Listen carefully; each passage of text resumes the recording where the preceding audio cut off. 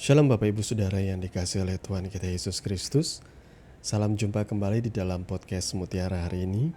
Sahabat bertumbuh dalam saat teduh yang seperti biasa hadir, membawa keresahan dan persoalan di dalam hidup untuk kita angkat menjadi renungan yang kiranya membangkitkan kekuatan iman. Apa kabar saudara di kesempatan kali ini? Besar harapan kami Bapak Ibu Saudara senantiasa ada dalam keadaan sehat dan diberkati dimanapun saudara berada.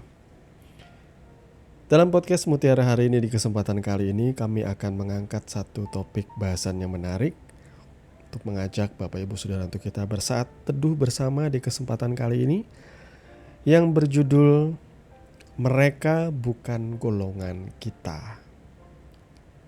Nah, firman Tuhan terambil dari Injil Markus pasal 9 ayat 38 sampai dengan ayat yang ke-41. Dengan judul perikop, seorang yang bukan murid Yesus mengusir setan. Kata Yohanes kepada Yesus, "Guru, kami lihat seorang yang bukan pengikut kita mengusir setan demi namamu. Lalu kami mencegah orang itu karena ia bukan pengikut kita."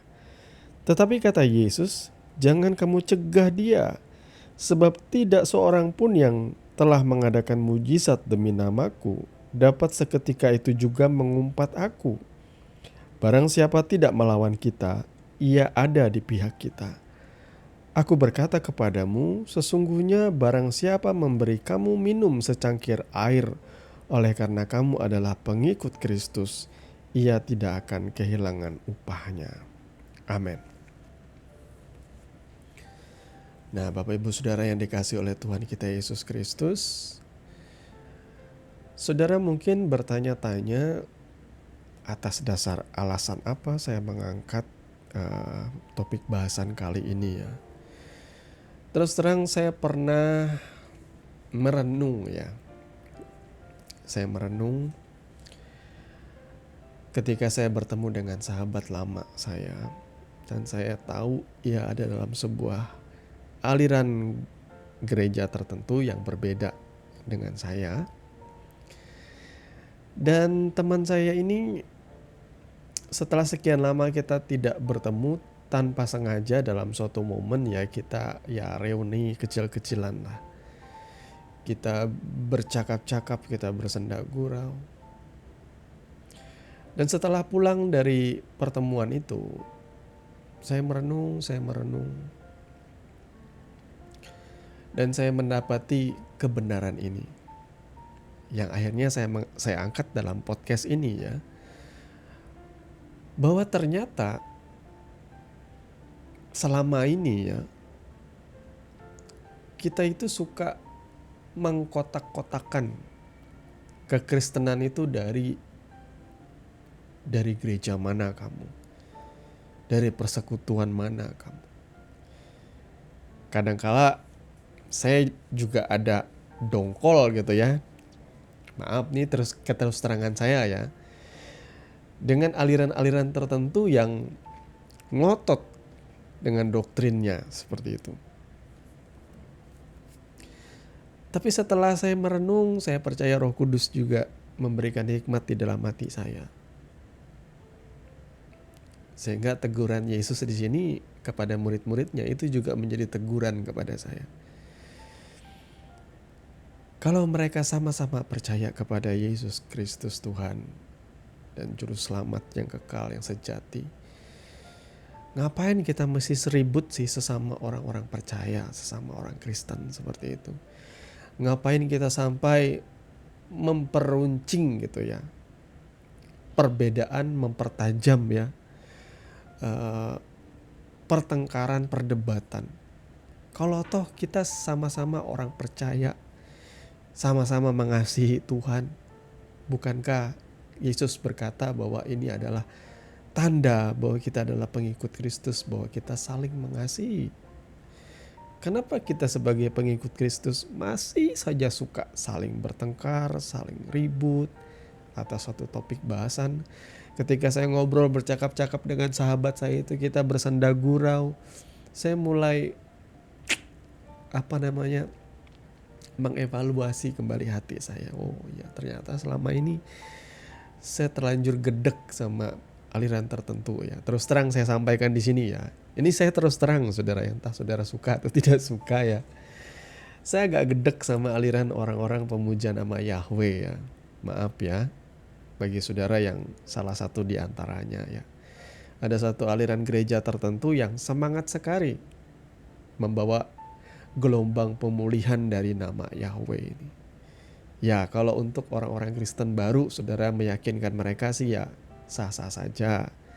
Bahkan ada orang dari aliran ini yang sampai memberikan saya satu Alkitab ILT versi yang ketiga, Indonesian Literal Translation ya kalau tidak salah, yang dimana di dalamnya tuh semua kata Allah diganti Elohim dan semua kata Tuhan atau Allah huruf besar itu diganti dengan Yahweh. Bahkan Yesus pun diganti dengan Yesua atau Yehoshua. Nah, bagi orang-orang Kristen baru sih saudara bisa meyakinkan seperti itu ya. Tapi bagi orang Kristen yang seperti saya yang sudah lama bertobat, bukan dengan maksud menyombongkan diri ya. Saya juga belajar gitu ya. Saya juga melakukan riset.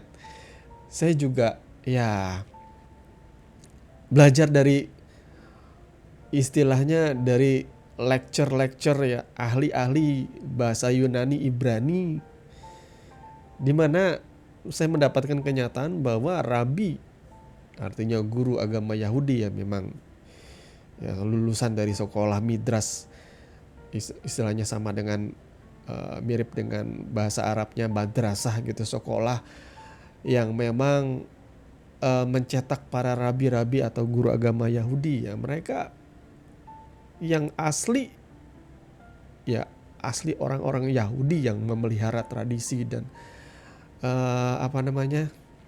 adat istiadat mereka.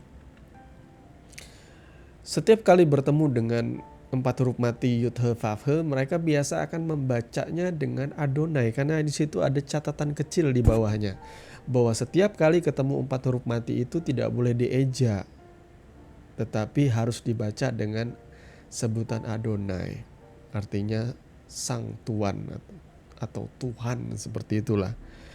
Nah, jadi sampai sekarang orang-orang Yahudi yang memang asli Yahudi dan mereka yang memelihara adat istiadat itu, mereka tidak akan pernah berani melafalkan Yud He Vav He atau 4 huruf mati itu dengan Yahweh. Coba saudara pikirkan ya, kebenaran firman Tuhan berkata jangan menyebut nama Tuhan Allahmu dengan sembarangan. Itu adalah perintah di dalam hukum Tauratnya, di dalam 10 perintah ya, 10 commandment. Lalu kemudian sampai hari ini, bukankah saudara sering mendengar ya bahwa Tuhan itu banyak kali disebut dengan Yehova, Yehoba, Yehuwa, Yahuwa, sampai akhirnya Yahweh. Mana yang paling benar dari semua kata itu? Kalau saudara dituntut jangan menyebut nama Tuhan Allahmu dengan sembarangan, dan ada banyak pilihan penyebutan di sini, tanpa ada seorang pun yang tahu mana penyebutan yang paling benar. Dan kalau saudara sembarangan menyebut dan hanya mengira-ngira, bukankah itu justru saudara mencemarkan atau menista nama Tuhan?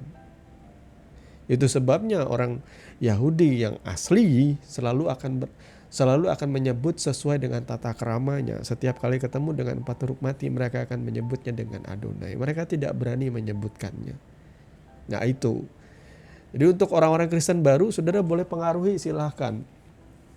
Tetapi bagi orang-orang yang sudah lama menjadi orang percaya, yang sudah juga belajar, saya tidak akan pernah bisa digiring untuk hal-hal yang seperti itu ya. Makanya sampai hari ini pun saya tidak mau menyebut nama Yahweh ya. Bagi saya ini sebagai sebuah contoh aja saya menyebutnya ya. Alangkah baiknya kita menyebutnya di dalam bahasa Indonesia aja lah, karena kita orang Indonesia. Tuhan Allah tidak jadi masalah, seperti itu ya. Nah di sini ada sedikit gedek saya dengan aliran ini. Terus terang, maaf kalau memang aliran ini sudah mulai biasa lah. Ya, saya lihat juga para pengkhotbah di YouTube sudah mulai terbiasa menggunakan kata Yahweh ya. Tapi tidak lantas itu menjadi benar, karena saya sudah mengerti kebenarannya. Bagi saya ya Tuhan Allah Bapa sudah, sebutan-sebutan dalam bahasa Indonesia itu sudah cukup buat saya ya. Nah, kadangkala ketika saya kesal dengan aliran yang memaksa ini karena mereka seakan-akan berkata seperti ini, kalau kalian tidak pakai nama itu, tidak sahih, tidak sah menyebut nama Tuhan. Tuhan seolah-olah tidak akan mendengar suruh doamu kalau engkau masih menggunakan bahasa Indonesia, atau ya kalau kamu memanggil Allah itu Elohim itu jadi Allah, itu sudah menista nama Tuhan. Bagi saya tidak setuju ya dalam hal ini ya. Karena orang-orang Kristen Koptik, orang-orang yang ada di Timur Tengah pun, bahkan yang tinggal di Mesir, di Arab, mereka terbiasa beribadah di dalam bahasa Arab menyebut nama uh, Tuhan Elohim itu Allah ya. Seperti itu sudah biasa aja.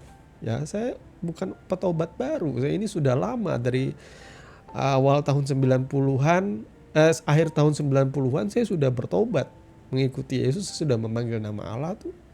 Saya merasakan kehadiran Tuhan, saya cinta Tuhan, saya takut akan Tuhan, saya cinta akan firman-Nya, dan bagi saya dari buahnya lah kita akan dikenal ya. Nah, kok tiba-tiba lebih ke arah sana nih pembahasan saya. Sekali lagi, karena saking gedeknya saya mulai agak-agak kurang suka dengan aliran yang terlalu eksklusif menganggap bahwa mereka yang paling benar itu saya paling tidak suka ya. Tapi akhirnya Tuhan menegur hati saya bahwa kita tidak boleh membenci atau mencari-cari ribut lah dengan sama-sama orang Kristen, orang percaya ya. Ya sudah, kalau mereka punya keyakinan seperti itu ya sudah, kita memelihara iman kita saja dan kita berdiri dalam kebenaran. Selama mereka tetap menghasilkan buah-buah kebenaran ya sudah, tidak masalah. Selama mereka percaya Yesus adalah Tuhan dan Juru Selamat ya tidak masalah ya. Saudara ya, seperti itu. Jadi saudara lihat di sini ya, murid-murid itu marah dan pengen melarang orang-orang lain yang mengusir setan di dalam nama Yesus. Mereka marah karena orang-orang ini bukanlah pengikut Kristus ya seperti mereka. Jadi mereka berusaha untuk mencegah atau memarahi atau melarang orang. Tetapi Yesus melakukan sebaliknya. Jangan kamu cegah dia, sebab tidak seorang pun yang bisa mengadakan mujizat demi namaku seketika itu dapat mengumpat aku. Jadi di sini kita belajar saudara ya. Sebagai orang percaya, mari kita jangan saling mengkafir-kafirkan atau membidat-bidatkan, saya katakan. Tetapi saya juga tidak masalah juga sih ya kalau kita tuh saling berdebat, itu tidak masalah saudara ya. Berdebat itu artinya itu adalah sebuah bentuk kita mengkonfrontasikan kebenaran itu supaya kita bisa mendapatkan poinnya. Tetapi saya belajar bahwa perdebatan itu, kalau bagi rabi-rabi orang Yahudi yang biasa berdebat, menjadi berbeda itu tidak masalah. Ya, menjadi berbeda dalam pandangan itu tidak masalah. Saya pikir juga kita sulit untuk menyatukan pandangan kita mengenai keteritunggalan Tuhan itu ya. Karena ada banyak juga pada kenyataannya jemaat Tuhan meyakini bahwa Tuhan itu Esa. Bapa, Anak, Roh Kudus itu adalah satu saja. Kadang-kadang saya pun bisa menjadi saya pikir saya ini adalah seorang oneness ya. Saya pikir Bapa dan Yesus itu adalah satu aja. Nah, dalam pemahaman saya atau kesulitan saya untuk memahami Tuhan itu, sah-sah saja buat kita berbeda. Buat saya itu tidak usah saling membidat-bidatkan dalam hal konsep ya. Karena kita selama ini masih belum bertemu dengan Tuhan, muka dengan muka. Dan semua apapun yang selama ini usaha atau bentuk usaha kita untuk memahami Tuhan itu, pada suatu saat kelak kalau kita pulang ke rumah Bapa, kita akan mengerti. Tetapi yang paling utama itu bukan soal mengertinya. Bagi saya yang paling dasar itu ya, mempercayai Yesus itu adalah Tuhan dan Juru Selamat itu adalah suatu bentuk iman yang paling penting ya. Soal kesalahpahaman kita untuk memahami kemuliaan dan kebesarannya yang tidak terjangkau itu, dan kita meributkan hal itu, bagi saya itu bukan hal yang esensi. Memang saya harus akui ya, ada beberapa pengajar-pengajaran yang hari-hari ini ya 2-3 bulan terakhir ini saling berdebat mengenai kristologi atau ketuhanan Yesus. Dan dalam perdebatan mereka saling membidat-bidatkan. Ya, ada yang satu yang pengen jadi pionir di dalam doktrin dan pemahamannya, ada yang lain juga ya sah-sah saja segala sesuatu pengajaran yang disampaikan secara publik melalui sosmed ya, melalui konten-konten. Karena dunia hari ini ya, kita hari ini lumrah hidup di tengah-tengah orang yang terbiasa untuk menjadi konten kreator, terbiasa untuk mengupload videonya di sosmed, terbiasa untuk menyatakan pendapatnya. Tapi kalau saudara menyampaikan pendapat saudara di hadapan publik, saudara juga harus siap dikritisi secara publik ya. Jadi dalam ranah perdebatan ya silahkan, saya pikir sah-sah saja kita untuk menyampaikan pendapat gitu ya. Kalau saudara menyampaikan suatu pendapat lalu ada yang mengkritik atau mengkomen saudara bahwa saudara salah langkah, atau mungkin ada yang ekstrim bilang itu bidat, silahkan saja. Tetapi pastikan bahwa saudara tidak membenci, saudara dalam motivasi mengasihi. Saya juga belajar kalau saudara mau menegur seseorang, saudara harus pastikan bahwa saudara tuh mengasihi dia dan saudara berdoa buat dia. Karena banyak kali juga orang hari-hari ini menegur itu dengan maksud untuk mempermalukan, untuk mencari-cari kesalahan, untuk membuat keributan. Ya, pastikan bahwa setiap kali saudara ingin melakukan sesuatu, saudara harus memenangkan itu juga di dalam doa saudara. Karena ketika saudara berdoa untuk seseorang dan kemudian setelah itu saudara mengeksekusi dengan berbicara kepada dia, tentu saya percaya kasih Kristus yang akan menaungi hati dan pikiran saudara. Nah, mari Bapak Ibu Saudara yang dikasihi oleh Tuhan kita Yesus Kristus, lewat perenungan kita kali ini sekalipun rada amburadul ya pembahasan saya, semoga saudara bisa mendapatkan esensinya. Bahwa kita sebagai orang percaya memang harus ya mengizinkan orang untuk bertumbuh. Ya, bagi saudara-saudara yang memulai segalanya dari awal, lalu saudara dicokoki dengan pengajaran-pengajaran baru, jangan biarkan pengajar-pengajar itu yang menanamkan doktrin terus di dalam pikiran saudara. Saya pribadi punya seorang bapak rohani yang menuntun saya dalam pertobatan, yang mengajar saya dalam dasar-dasar kebenaran. Tapi dalam perjalanan selanjutnya, saya memilih untuk saya ingin mendengarkan suara Tuhan sendiri. Saya ingin diajar oleh Tuhan sendiri. Jadi bagi saya, guru-guru atau pengajar-pengajar, bahkan pengkhotbah-pengkhotbah, baik di persekutuan atau gereja, mereka adalah orang-orang yang menuntun saya kepada Kristus. Dan saya tidak boleh memandang bahwa mereka adalah tuan saya atau bos saya. Mereka adalah teladan bagi saya. Tetapi saya harus menerima makanan sendiri dari tangan Tuhan. Saya harus belajar sendiri dari Tuhan dan saya harus mendapatkan hikmat sendiri dari Tuhan. Saya tidak boleh seumur hidup saya terus disuapi oleh pendeta. Bagaimana kalau dia menyampaikan doktrin yang salah? Bagaimana kalau dia menyampaikan doktrin yang keliru? Kalau dia tersesat, saya ikut-ikutan tersesat dong. Jadi dalam pertumbuhan saya belajar. Sehingga ketika saya belajar sendiri, Tuhan memberikan hikmat dan pewahyuan.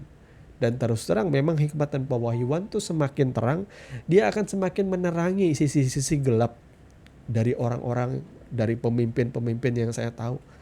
Oh ternyata dulu dia begitu mempesona, membuat kita takut. Oh ternyata ada sisi manipulasinya di sini. Oh ternyata selama ini ketika saya mendengarkan khotbah tentang persepuluhan, tapi ketika saya sudah sampai pada titik kedewasaan seperti sekarang, saya tahu bahwa persepuluhan itu sudah tidak lagi berlaku di dalam jemaat perjanjian baru. Apalagi orang-orang non-Israel seperti kita, tidak ada lagi yang namanya persepuluhan. Lalu kenapa masih disampaikan oleh pendeta? Maaf, ada banyak di antaranya oknum-oknum yang memanfaatkan persepuluhan ini untuk memperkaya diri. Itu adalah sebuah fakta. Karena kalau pendeta memang progresnya belajar, para pastor ini memang belajar dan murni bahwa hati mereka mengasihi Tuhan dan bukan mengasihi mamon, tentu mereka akan mengajarkan kebenaran yang esensi. Bahwa hukum Taurat itu sudah tidak lagi berlaku, termasuk di dalamnya hukum persembahan persepuluhan. Itu tidak lagi harusnya disampaikan di dalam gereja. Yang benar apa? Memberi itu harus dengan sukarela, dengan kasih.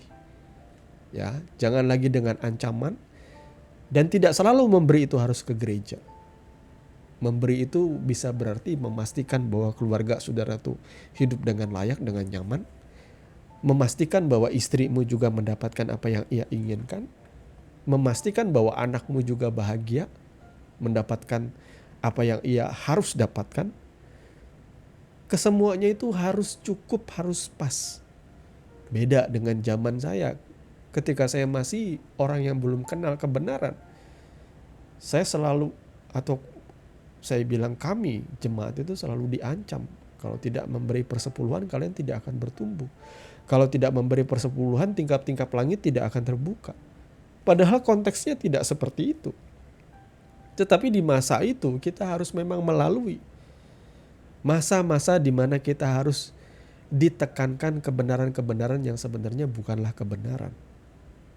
Ya. Jadi setelah saya sudah sampai titik yang sekarang ini, ada begitu banyak pemahaman atau pengertian yang saya miliki. Ya, mungkin inilah waktunya untuk saya juga menjadi seorang pengajar yang murni, ya. Pengajar yang tulus, pengajar yang sungguh-sungguh memberitakan kebenaran firman Tuhan. Maka Bapak Ibu Saudara yang dikasihi oleh Tuhan, kalau saudara mendengarkan kebenaran firman, apapun yang diajarkan di gereja saudara, mari cek dan recheck kebenaran itu dan periksalah di dalam Alkitab saudara masing-masing. Ya, jadikanlah setiap khotbah-khotbah pendetamu itu sebagai perenungan atau pendalaman Alkitab, di mana saudara mulai menyelidiki sendiri juga, bertekun di dalam belajar membaca dan merenungkan firman Tuhan dan siang dan malam, supaya kita tidak mudah tertipu. Dalam pemahaman saudara juga jangan gunakan itu untuk menyerang pendeta-pendeta, maksudnya untuk memprotes atau untuk mempermalukan pendeta-pendetamu. Tidak, saudara, itu sebagai bahan saja untuk saudara belajar dari orang-orang yang lebih tua, lebih dewasa di dalam mengikuti Tuhan. Ya, teladanilah mereka. Tetapi kalau ada jalan mereka yang salah, jangan diikuti. Seperti itu aja. Seperti kita juga menghormati orang tua kita. Orang tua kita tidak sempurna, dan saya yakin kita sebagai anak pun bisa melihat kesalahan mereka. Tetapi ingatlah juga bahwa orang tua kita mendidik kita di dalam kasih. Dan mereka juga terbatas. Layaknya kita juga manusia biasa bisa melakukan kesalahan. Tetapi paling tidak kita bisa belajar dari kesalahan orang tua kita. Karena kita pun bisa salah. Karena sekali lagi, orang yang tidak belajar dari kesalahan, maka mereka akan jatuh di dalam kesalahan yang sama. Tuhan kiranya memberkati kebenaran firman Tuhan. Dan mari kita tundukkan kepala untuk berdoa. Bapa Surgawi, Bapa dalam nama Tuhan Yesus, terima kasih untuk kebenaran firman yang sudah sama-sama kami renungkan di kesempatan kali ini. Bapa, kami percaya Engkau berbicara kepada setiap kami, menolong kami, menyingkapkan hikmat dan pengertian bagi setiap kami. Tuhan, yang terselubung Kau bukakan, sehingga kami mengerti Tuhan, maksud dan rencana-Mu di dalam setiap kehidupan kami. Tuntun kami hari lepas hari Tuhan, supaya kami boleh menjadi pemenang-pemenang. Kami menangkan setiap pertempuran, setiap pergumulan, setiap kesulitan hidup. Kami datang berharap kepadamu, dan kami percaya Tuhan juga turut bekerja. Tuhan memberikan hikmat kami. Sembari kami bekerja, sembari kami melangkah, sembari kami berkarya, beraktivitas, bahkan di tengah-tengah keluarga rumah tangga kami. Engkau memberikan inspirasi Tuhan. Ajar kami untuk rendah hati, menerima kebenaran firman ini, dan kami mau belajar melakukannya dalam setiap kehidupan kami Tuhan. Terima kasih Bapa, di dalam nama Tuhan Yesus kami berdoa. Amin. Saudaraku yang dikasihi Tuhan, saudara sudah mendengarkan kebenaran firman yang kiranya boleh menjadi dasar dan kekuatan di dalam setiap kehidupan saudara. Sampai bertemu lagi di podcast Renungan Firman Mutiara hari ini yang berikutnya. Kasih karunia menyertai saudara sekalian. Shalom.